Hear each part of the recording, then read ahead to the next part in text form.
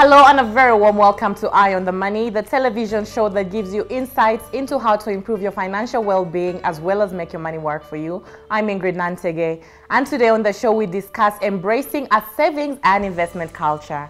Now, according to a July 2021 financial analysis by EFG Hermes, Kenyans are among the poorest savers in East Africa, falling below the African continent's average of 17%.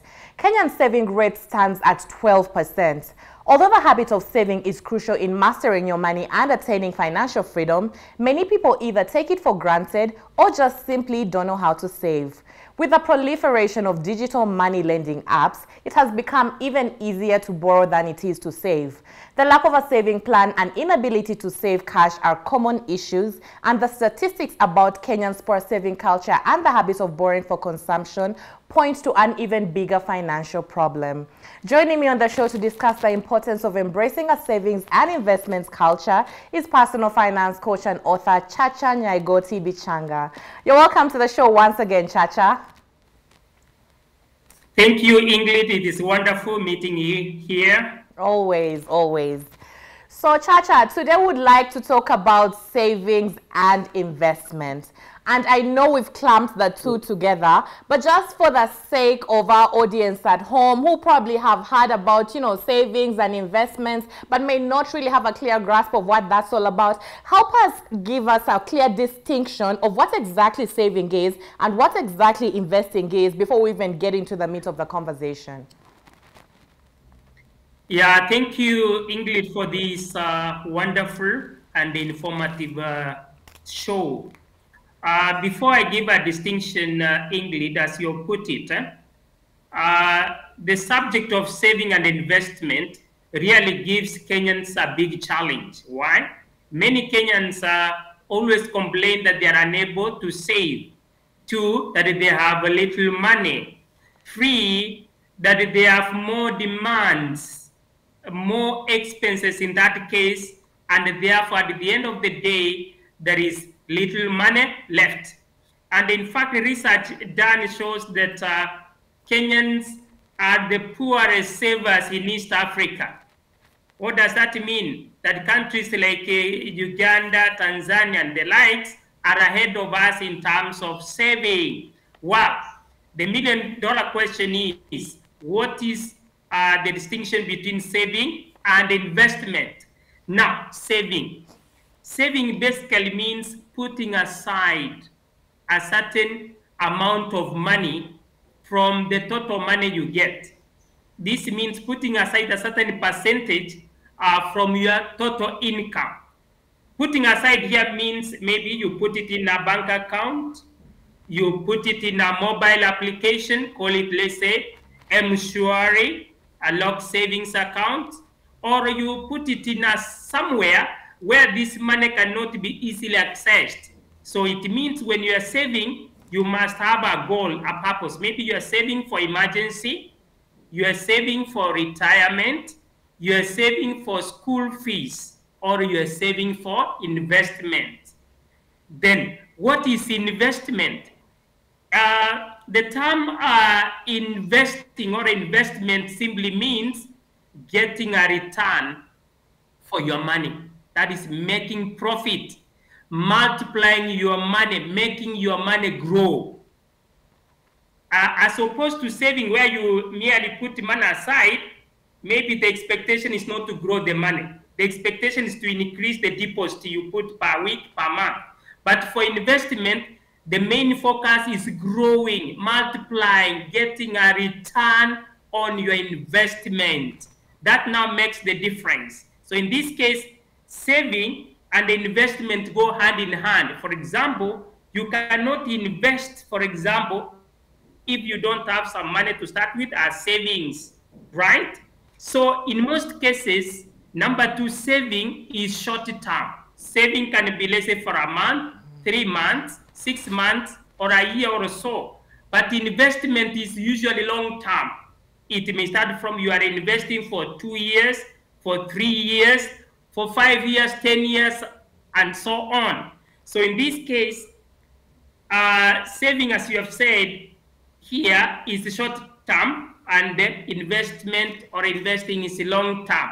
The question that arises now, Ingrid, here, where can you save and invest your money? There are various saving and investment vehicles here. One, you can save in a bank account, but the return on your bank account, the interest rate is low. But for saving now, you may go beyond depositing money in a bank account and put it over 8 or 10% interest per month or per annum. The essence is, if you are saving, for example, Ingrid, for retirement, you have to put your money somewhere where it grows, where it earns compound interest. You can also save in unit trusts, what we call money market fund, which can earn above the inflation rate. Remember, the rate of inflation, for example, last month was around 6.3, meaning that if you save in a bank account earning you interest of less than 6 or 7%, then the money is not growing. So the purchasing power of money is low. But for investment now, if you put it in a unit trust like a money market fund, where you earn 8 to 10%, that now qualifies to be some form of investment. So the other distinction here, Ingrid, I'm making here is that saving here has a lower risk, while investing has a risk. There's the question of risk. The higher the risk, the higher the returns. And that goes with the investment. The risk here means you can lose your money, for example. Like if you put your money in the stock market, the Nairobi Securities Exchange, like now most stocks have been actually low due to COVID-19. You may be, for example, be losing the value of your money unless you wait for a period of time when the economy improves. So, but for saving here, the risk is low. The key thing being secured is your money secure. So when you are saving, you look at where do I put my money, where it's secure, I can access it within a month, a year or so. In investment now, you grow your risk appetite so that now you want to multiply. That comes with much gains and much losses. I think that is clear to you, England. Unless you have a question, I can go to another distinction. That's brilliant. That's very, very clear. But now, Chacha, I really want us to dwell on something that you made mention of, and which is very, very accurate. Because some people who could be watching us from home could say, Chacha, that me and you are really actually detached from the reality on the ground. I mean, we're here talking to people about doing both saving and investment. And like you said, there are people who could be out there barely surviving. Like they don't even know where their next meal of today is going to come from. So my question then is, in the event of a situation where like someone who would argue and say, but I don't have that much money, so there's no way I'm going to be able to save and invest. And I know you've touched a bit on this, but just for clarity for someone who's out there, what is most important? Is it saving and investment? And if we're talking about saving, because I know a lot of personal finance experts will say, put 20% of your money away. If I'm trying to do both, what would be your advice on that? And what should come first? What's most important of the two? Okay, thank you, Ingrid. That is a usual complaint that many people say they don't have enough money to save. Maybe their businesses have collapsed. They are earning very little or nothing. They are not employed. Many are hustling day in, day out. But what we are saying when it comes to saving, saving is more of an habit. Saving does not matter whether you have money or not. The little you have, the so-called little in quotes, is that you have to develop a habit of saving a certain percentage. Let's say 10%. If it's 1,000, 10% of 1,000 is 100. If you can save 20%, 20% of 1,000 is what? 200. So it is about forming an habit. And here, for you to choose a better future, you actually have to choose your habits, daily habits. That is the secret to success, that you choose your habits and your habits determine your future.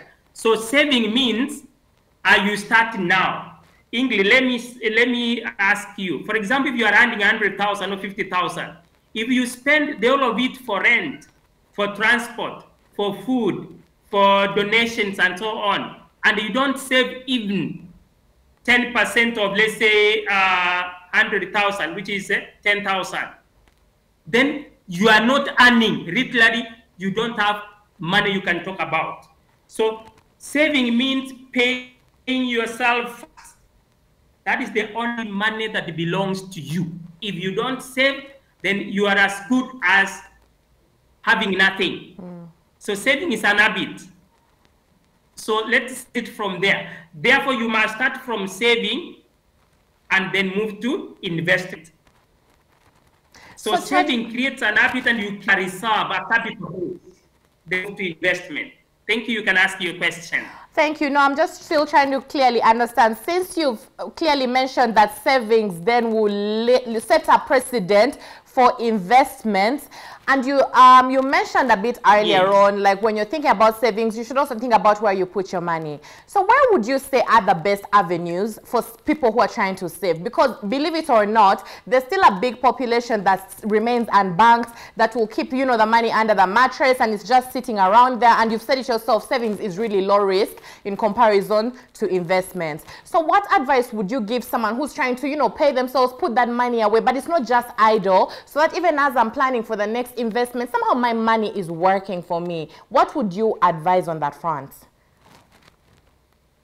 Yeah, thank you so much, Ingrid. Before we come to the saving avenues, I would like to leave you a quote that money speaks one language. Save me today, I save you tomorrow. So that answers the question. If you don't save money today, therefore you have nothing to save you tomorrow. And in that case, if you don't respect your money, then do you expect money to respect you? Food for thought. Now, what are some of the best saving avenues? Saving and investing avenues. One, we have talked of a bank account or a mobile application, call it M-Shwari, as a saving vehicle. One, that guarantees security, okay? When you are saving in a bank, you are building your portfolio, your cash portfolio, capital base that can help you acquire a loan. It becomes your collateral. But one great disadvantage of that is the low interest rate, which is below the rate of inflation, right?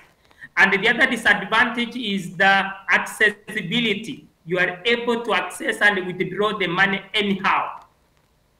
Remember, that is the challenge, that once a need arises, a want, we go to withdraw from M-Pesa, from M-Shwari, or from a bank account. So the thing is this: put the money where it cannot be easily accessed. This leads us to the next saving vehicle. You can save in a chama. Yeah, a chama. You can save in, call it an investment group. When you are saving in a chama that is earning interest, let's say, of 10%, that now your money is growing. And you are sure maybe you are saving for a whole year, meaning that you do not have access to the money. So that chama has two advantages. One, higher interest rates, higher returns.